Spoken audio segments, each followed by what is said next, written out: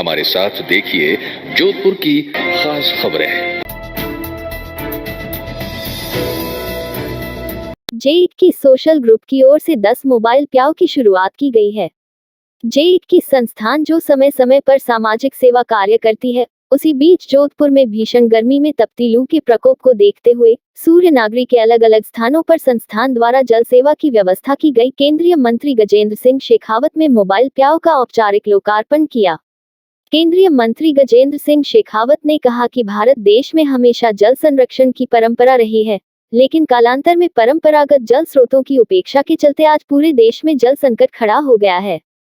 उन्होंने कहा कि हमें जल का महत्व समझना होगा।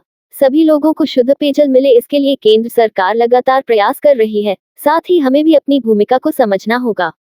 इन मोबाइल प्याऊ के माध्यम से विभिन्न व्यस्ततम चौराहे, हॉस्पिटल, बस स्टैंड के बाहर आमजन को शुद्ध व शीतल जल उपलब्ध होगा।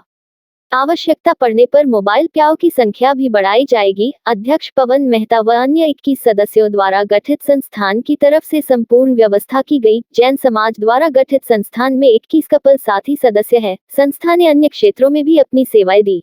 देखिए, पीने के पानी की व्यवस्था करना इस देश में सदियों सदियों से परंपरा रही है। राहगीरों के लिए, मुसाफिरों के साथ साथ में जहां आवश्यकता हो वहां, गर्मी के इन महीनों में न केवल आदमी के लिए अपितु प्राणी मात्र के लिए पीने के पानी व्यवस्था करना, चिड़ियों के लिए परिंदे लगाना भी इस देश की परंपरा रही है। भारत में हमेशा ही हमने सभी प्राणियों का कल्याण हो और विश्व के बंधुत्व की भावना को लेकर के हमारे ऋषियों मनीषियों के मार्गदर्शन में काम किया है। जोधपुर के इस सामाजिक सेवा के सरोकार के लिए काम करने वाले J21 ग्रुप ने भी एक अनूठी पहल की है। जे8 की सोशल ग्रुप एक सामाजिक संस्था है। ये जैन समाज के 21 युवाओं का एक ग्रुप है जो अलग अलग क्षेत्र में सामाजिक कार्य करते हैं। जैसे धार्मिक यात्रा हो गया, किसी को पढ़ाई की ज़रूरत हो, किसी को मेडिकल की ज़रूरत हो। और सबसे बड़ा कार्य हम प्रतिवर्ष नाकुड़ा जी में माँ ब्लड डोनेशन कैंप करते हैं पिछले 9 वर्षों से। वहाँ पे 700 से 800 यूनिट रक्तदान हम लोग इकट्ठा करते हैं और यहाँ ज़रूरतमंद लोगों को सब हॉस्पिटल्स में हम सर्विस देते हैं। प्रदेश के दूसरे बड़े शहर जोधपुर के बाहरी इलाकों में इन दिनों पानी की भारी किल्लत है और लोग प्रदर्शन कर रहे हैं। ताजा मामला दिगारी इलाके का है। यहां लोगों ने जलदाय विभाग के कार्यालय पर मटकियां फोड़कर प्रदर्शन किया। जलदाय विभाग के कार्यालय में मटकियां फोड़ रही महिलाएं और यह लोग दिगारी इलाके के हैं। यह इलाका जयपुर जोधपुर हाईवे पर है और यहाँ पानी की भारी किल्लत है। लोगों का कहना है कि जलदाय विभाग की लापरवाही और अवैध कनेक्शनों की वजह से उन तक पानी नहीं पहुँच पाता। इसका खामियाजा उनके परिवार और उनके पालतू जानवरों को उठाना पड़ रहा है। लोग 500 से 1000 रुपए तक का पानी का टैंकर खरीदने को मजबूर है। लोगों को पानी के लाले पड़ रहे हैं। लोगों ने कहा उनके इस प्रदर्शन के बाद भी यदि पानी की सप्लाई सही नहीं की गई तो वे और बड़ा आंदोलन करेंगे और इसकी पूरी जिम्मेदारी जिला प्रशासन की और जलदाय विभाग की होगी। खबर जोधपुर के नगर निगम दक्षिण से है, जहां आज सूर्य नगरी में गर्मी के सितम के चलते नगर निगम दक्षिण की ओर से विभिन्न मार्गों पर पानी का छिड़काव किया गया। वहीं आपको बता दें कि गर्मी के चलते नगर निगम की ओर से पानी गांव की मुहिम छेड़ी गई है। वहीं दक्षिण के क्षेत्रों में नगर निगम में पानी का छिड़काव किया, जिसमें कमला नगर, शास्त्री नगर, खेमेका, कुआपाल रोड आदि क्षेत्रों में नगर निगम की ओर से पानी का छिड़काव किया गया।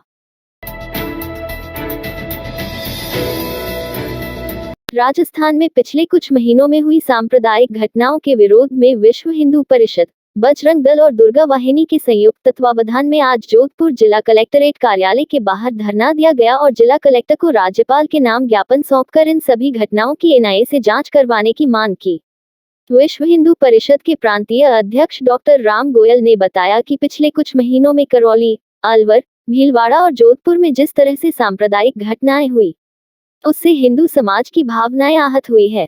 डॉक्टर राम गोयल ने कहा कि प्रशासन एक पक्षीय कार्रवाई कर रहा है और इन सभी घटनाओं में दोषियों के खिलाफ कार्रवाई करने की बजाय निर्दोषों को फंसाया जा रहा है। आज पूरे प्रदेश में जिला मुख्यालय पर विश्व हिंदू परिषद की ओर से सांकेतिक धरना प्रदर्शन किया जा रहा है। उन्होंने कहा कि हमारी राज्य सरकार से मांग है कि इस मामले में जो निर्दोषों को जबरन फंसाया गया है, उन्हें रिहा किया जाए, साथ ही दोषियों के खिलाफ कार्रवाई की जाए। विहिप ने राज्यपाल के नाम ज्ञापन सौंपकर इन सभी घटनाओं की एनआईए से जांच करवाने की मांग की जा रही है। जब मुख्यमंत्री जी देखेंगे कि अराजकता हो रही है, सब हो रही है और इसका कारण भी देखेंगे तो अपने आप वो शांति करने की कोशिश करेंगे। हर एक जना शांति ही चाहता है। आज बुद्ध पूर्णिमा का दिन है तो भगवान बुद्ध का आज ही के दिन जन्म हुआ था और उनका भी यही संदेश था कि सारे दुनिया में शांति होनी चाहिए, सद्भावना होनी चाहिए। जोधपुर के शास्त्री नगर थाना चौराहे पर आज सोमवार को यातायात पुलिस और मोटरसाइकिल चालक के बीच तनातनी हो गई। दरअसल बात यदि कि शास्त्री नगर थाना चौराहे पर तैनात यातायात पुलिसकर्मी ने मोटरसाइकिल सवार के पीछे बैटरी वृद्धा के हेलमेट नहीं होने पर को रोकने को कहा, लेकिन मोटरसाइकिल चालक नहीं रुका। ऐसे में सड़क के एक किनारे पर कंकर और पत्थर होने से मोटरसाइकिल चालक नीचे गिर गया। इस बात पर मोटरसाइकिल चालक और यातायात पुलिसकर्मी के बीच तनातनी हो गई। करीब आधे घंटे तक चली बहस के बाद यातायात के हेड कांस्टेबल धनाराम पहुंचे और मामले को शांत करवाया। यातायात पुलिस के कांस्टेबल धनाराम ने बताया कि यातायात पुलिसकर्मियों द्वारा मोटरसाइकिल चालक को रोकने का प्रयास किया, लेकिन नहीं रुकने पर उन्होंने बहस शुरू कर दी। इस पर मोटरसाइकिल चालक का चालान बनाया गया। श्री सती माता गौशाला हिंगोला के संस्थापक ओम प्रकाश रानेजा ने बताया कि पीपल पूनम के शुभ अवसर पर शिवनगरी निवासी रुनेचा राम बेनीवाल, लक्ष्मण राम, बीजा राम पुत्र सूजाराम, पुखराज गणपत लाल पुत्र बीजा राम, श्रवण राम पुत्र लक्ष्मण राम, भला राम, कैलाश चंद्र पुत्र पुखराज करवासरा परिवार ने 101 किलो की लापसी बनवाकर गौ माता को भोग लगाकर आशीर्वाद प्राप्त किया। इसी अवसर पर 5100 का हरा चारा सवाई सिंह राजपुरोहित राजगुरु की ढानी कोना वालों ने अपनी धर्मपत्नी की प्रथम पुण्यतिथि पर गौ माता को भेंट किया। 1100 श्रवण दास रानकावत चांदेला, 500 नरपत सिंह पुत्र जवाहर सिंह राजपुरोहित हिंगोला वालों की तरफ से गौ माता को हरा चारा भेंट किया गया। इस अवसर पर सभी गौ भक्तों का दुपट्टा पहनाकर सम्मान किया गया एवं इस अवसर पर गौशाला सचिव सूर सिंह राजपुरोहित, भागीरथ रानेजा, पुखराज वैष्णव, बुद्ध सिंह राजपुरोहित, भेराराम देवासी उपस्थित रहे। श्री सती माता गौ सेवा समिति हिंगोला ने सभी गौ भक्तों का आभार व्यक्त किया। गौशाला सचिव सुर सिंह राजपुरोहित ने आमजन से अपने संबोधन में कहा है कि बच्चों का और अपना जन्मदिन, शादी की सालगिरह एवं अन्य कार्यक्रमों को गौशाला में आकर के मनाएं। लहू एक जिंदगी फाउंडेशन के युवा रक्तदान के प्रति उत्साहित होकर रक्तदान कर जरूरतमंद मरीजों की सेवा कर रहे हैं। संस्था के संस्थापक सागर मेहला ने बताया कि शहर में इस बार गर्मी का तापमान 48-50 डिग्री के पार है। मथुरादास माथुर हॉस्पिटल में जाम्बा निवासी मरीज के खून की कमी होने के कारण परिजनों ने टीम लहू एक जिंदगी से संपर्क किया, जिनके बाद टीम के सदस्य विकास जमवर व राकेश सियाक रक्तदान के लिए आगे आए। प्रतियोगिता परीक्षा की तैयारी कर रहे युवा भीषण गर्मी में ब्लड बैंक पहुंचकर रक्तदान किया। इस दौरान टीम के नेमी बिश्नोई, दिनेश नैन मौजूद रहे। परिजनों व ब्लड बैंक स्टाफ ने रक्तदाताओं का आभार व्यक्त किया। सूर्यनागरी में जहां एक ओर आसमान से आग बरस रही है, वहीं दूसरी ओर भीषण गर्मी में पानी की किल्लत के कारण आम जन के साथ साथ पशु पक्षी भी परेशानी से जूझ रहे हैं। हालांकि भीषण गर्मी व पानी की किल्लत देखते हुए प्रशासन व आमजन आपका संपूर्ण सहयोग दे रहे हैं। सरकार द्वारा भीषण गर्मी में सड़कों पर पानी का छिड़काव तो आमजन द्वारा पशु पक्षी के लिए चारे पानी व परीरे लगाए जा रहे हैं।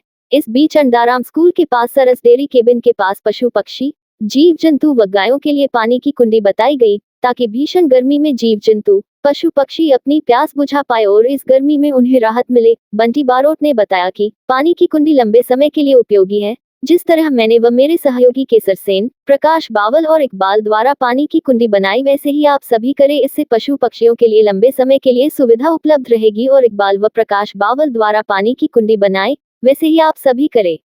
इससे पशु पक्षियों के लिए लंबे समय के लिए सुविधा उपलब्ध रहेगी।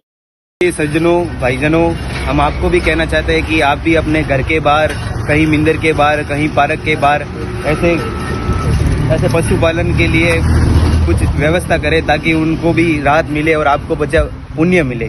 ये थे आज के मुख्य समाचार। विस्तार से जानने के लिए पढ़ते रहिए दैनिक नवज्योति। दैनिक नवज्योति के YouTube चैनल को सब्सक्राइब करें और ताज़ा अपडेट के लिए बेल आइकॉन दबाएं।